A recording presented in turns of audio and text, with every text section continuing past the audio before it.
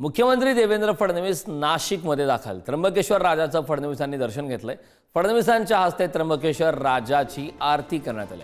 कुंभमेळ्याच्या अनुषंगाने आढावा बैठक घेतली जाणार आहे, तर विविध ठिकाणी पाहणी करणार असल्याची सुद्धा माहिती मिळाली आहे। त्र्यंबकेश्वर आणि नाशिकमध्ये दर 12 वर्षांनी सिंहस्थ कुंभमेळा भरतो। नाशिकचा पालकमंत्री अद्याप ठरलेला नसताना मुख्यमंत्री मात्र नाशिक दौऱ्यावरती आहेत। त्या ठिकाणचे दृश्य आपण पाहतोय। त्र्यंबकेश्वर राजाचं फडणवीसांनी त्या ठिकाणी दर्शन घेतलेलं आहे। मुख्यमंत्री देवेंद्र फडणवीस नाशिकमध्ये दाखल आहेत। त्या ठिकाणी सिंहस्थ कुंभमेळ्याच्या आयोजनासंदर्भात महत्त्वाची बैठक होणार आहे। यावेळी विविध भागात जाऊन सुद्धा देवेंद्र फडणवीस यांनी त्या ठिकाणची पाहणी केली। यावेळी मंत्री गिरीश महाजन हे सुद्धा देवेंद्र फडणवीस यांच्या समवेत उपस्थित होते।